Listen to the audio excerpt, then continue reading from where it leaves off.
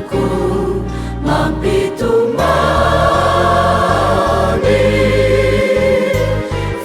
tsy hevitra ianao tsy mahity izay atao Jesosy ane mahitana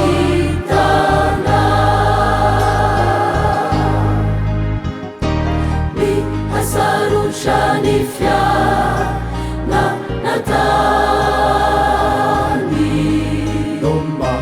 mahatrotra katoko mampitomany tsy hevitra ianao tsy mahity izay atao Jesosy ane mahitana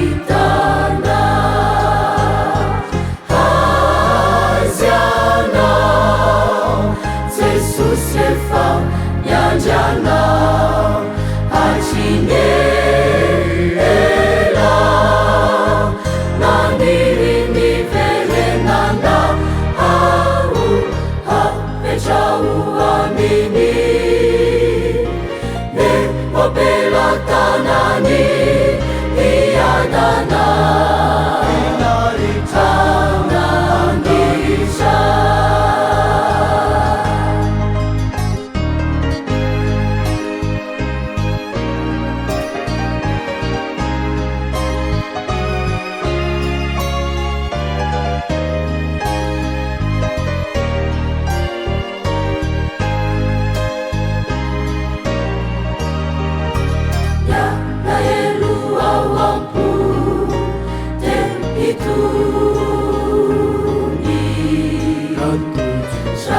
atuzulana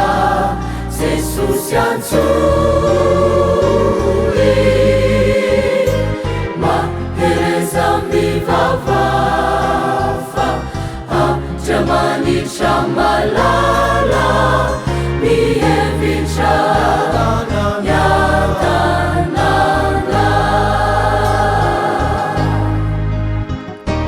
yahaelo ao ampo ituni